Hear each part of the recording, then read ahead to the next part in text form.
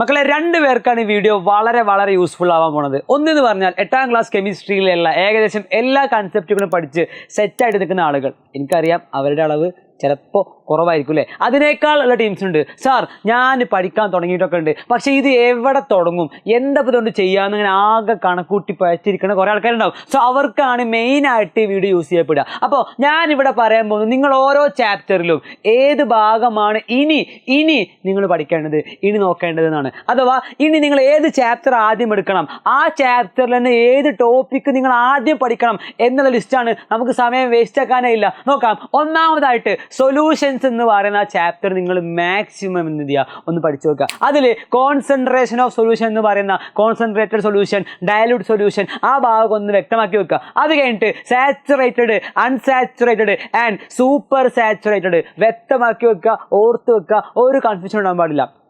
മലയാളത്തിൽ പൂരിതലായനി, അപൂരിതലായനി, അതിപൂരിതലായനി വ്യക്തമാക്കി മനസ്സിലാക്കി വെക്കുക. ആൻഡ് ഹെറ്ററോജീനിയസ്, ഹോമോജീനിയസ്, ഏകാത്മക മിശ്രിതം, ഭിന്നാത്മക മിശ്രിതം. അവസാനമായിട്ട് ട്രൂ സൊല്യൂഷൻ, യഥാർത്ഥ ലായനി, കൊളോയിഡ്, സസ്പെൻഷൻ. എന്തായാലും ഓർത്തിരിക്കണം, നല്ല മാർക്ക് ചോദിക്കും. നന്നായിട്ട് പഠിച്ചു നോക്കണം. ഓക്കെ, അപ്പോൾ ആ കൺഫ്യൂഷൻ പോയല്ലോ. ഇനി എന്ത് ചെയ്യരുത്, എവിടെ തുടങ്ങും, എന്താണ് ഞാൻ ചെയ്യേണ്ടത് എന്നുള്ള കൺഫ്യൂഷൻ വേണ്ട കേട്ടോ. Okay, ready. അത് കഴിഞ്ഞ് നിങ്ങൾ എങ്ങോട്ടേക്ക് പോവാം? ഓ മൈ ഗോഡ്, വാട്ടറിലേക്ക് പോവാം.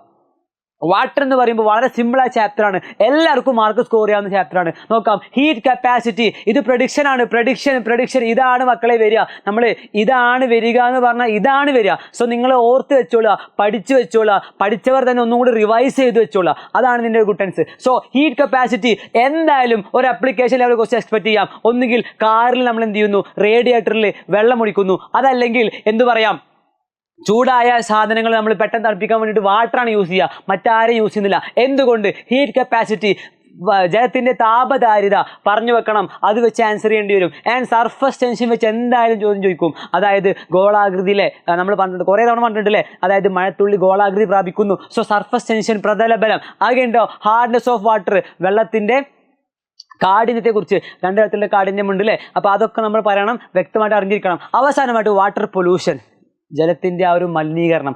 ഓർത്ത് വെക്കൂലേ, പഠിച്ചു വെക്കൂലേ. ആൻഡ് ദെൻ നിങ്ങൾ മൂന്നാമതായിട്ട് പോവേണ്ടത് ഫൈബേഴ്സ് ആൻഡ് പ്ലാസ്റ്റിക്സ് എന്ന് പറയുന്ന വളരെ സിമ്പിളായ ബേസിക് ചാപ്റ്ററാണ്. അതിൽ നിന്ന് ചോദിക്കാൻ ഇത് മാത്രമേ ഉള്ളൂ. എന്ത്? മെറിറ്റ്സ്, ഡീമെറിറ്റ്സ് അല്ലേ.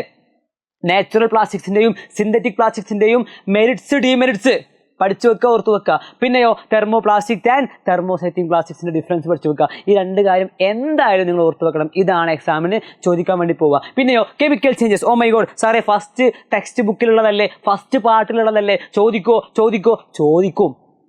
നല്ല മാർക്ക് ചോദിക്കാൻ ചാൻസ് ഉള്ള ഒരു ഭാഗമാണിത്. അപ്പോൾ കെമിക്കൽ ചേഞ്ചസ് നമ്മൾ മെയിനായിട്ട് ഫിസിക്കൽ ചേഞ്ച്, കെമിക്കൽ ചേഞ്ച്, അതിൻ്റെ എക്സാമ്പിൾസ് നമുക്ക് അറിഞ്ഞിരിക്കണം. ഭൗതിക മാറ്റം, രാസമാറ്റം. പിന്നെയോ 4 തരത്തിലുള്ള റിയാക്ഷൻസ് പറയുന്നുണ്ട്. അതിൽ തന്നെ നിങ്ങൾ ഫോട്ടോ കെമിക്കൽ റിയാക്ഷൻ ഓർത്ത് വെച്ചേക്കുക. ഗൈസ് ഫോട്ടോ കെമിക്കൽ റിയാക്ഷൻ നിങ്ങൾ എന്ത് ചെയ്യണം, ഇപ്രാവശ്യം വ്യക്തമായിട്ട് ഓർത്ത് വെച്ചേക്കണം, നിർബന്ധമായിട്ട് പഠിച്ചു വെച്ചേക്കണേ. നിങ്ങൾ ഏതെങ്കിലും ഫ്രണ്ട്സ് ഇങ്ങനെ മേപ്പെട്ട് നോക്കി നടക്കുന്നുണ്ടെങ്കിൽ ഷെയർ ചെയ്യുക, എന്നിട്ട് പറയുക, എടാ ഇത് പഠിച്ചോ, ഈ വീഡിയോ കണ്ടിട്ട് ഈ വീഡിയോയിൽ കണ്ട പോലെ നിങ്ങൾ എന്ത് ചെയ്യണം, ഒന്ന് നോക്കണം, എന്ത് ചെയ്യണം, ഇപ്പോൾ തന്നെ ഷെയർ ചെയ്യുക. ഈ വീഡിയോ കാണുന്നവർ ഇപ്പോൾ തന്നെ ഷെയർ ചെയ്തിട്ട് ഒന്ന് പറയാം, ഇമ്പോർട്ടൻ്റ് ആണ്, ഞാൻ പറഞ്ഞതേ വരൂ. എന്താണ് ഫോട്ടോ കെമിക്കൽ റിയാക്ഷൻ? പിന്നെയോ സെല്ലുകൾ.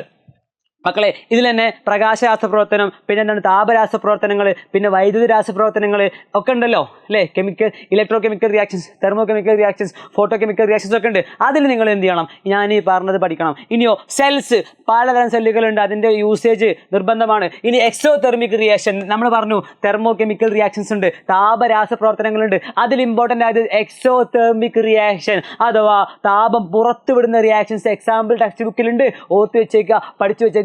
അടുത്ത ചാപ്റ്റർ നമ്മൾ നോക്കാൻ പോകുന്നത് മെറ്റൽസ് ആണ്. ഈ ചാപ്റ്റർ ആണ് അടുത്തതായി നിങ്ങൾ പഠിക്കേണ്ടത്. ഈ ഓർഡർ കീപ്പ് ചെയ്യുക, ഈ ഓർഡർ കറക്റ്റ് കീപ്പ് ചെയ്യണം. ഒരു മിസ്റ്റേക്കും വരുത്തരുത്. നിങ്ങൾ എത്ര പഠിച്ചവരാണെങ്കിലും, ഏത് രീതിയിൽ ഇതുവരെ പഠിച്ചു വന്നവരാണെങ്കിലും, ഇനി ഞാൻ ഈ പറഞ്ഞ ഓർഡർ കറക്റ്റ് കീപ്പ് ചെയ്യണം. ഓക്കെ, ഇനി പ്രോപ്പർട്ടീസ് ഓഫ് മെറ്റൽസ് എന്ത് ചെയ്യുന്നുണ്ട്, അപ്ലിക്കേഷൻ ലെവൽ ക്വസ്റ്റ്യൻ ചോദിക്കാം. അഥവാ ഒരു എക്സാമ്പിൾ ഞാൻ പറയാം. അലുമിനിയം ഫോയിൽ ഉപയോഗിച്ച് നമ്മൾ ഭക്ഷണങ്ങൾ പൊതിയുന്നു, അല്ലെങ്കിൽ ഓർണമെൻറ്റ്സ് ഉണ്ടാക്കാൻ വേണ്ടി ഗോൾഡ് ഉപയോഗിക്കുന്നു. ഇതിൽ ഈ ഗോൾഡിൻ്റെ ഏത് പ്രത്യേകത കൊണ്ടാണ് നമ്മളിങ്ങനെ ഗോൾഡ് ഉപയോഗിക്കാൻ കാരണം, അല്ലെങ്കിൽ അലുമിനിയം നമ്മൾ ഇങ്ങനെ ഭക്ഷണം പൊതിയാൻ വേണ്ടി ഉപയോഗിക്കാനുള്ള കാരണം അലുമിനിയത്തിൻ്റെ ഏത് റീസൺ കൊണ്ടാണ്? ചോദിക്കാം. ആ ഭാഗം ഓർത്ത് വെക്കുക. ഡക്റ്റിലിറ്റി, മാലിയബിലിറ്റി, സൊണോറിറ്റി ഒക്കെ വരുന്ന ഭാഗമല്ലേ.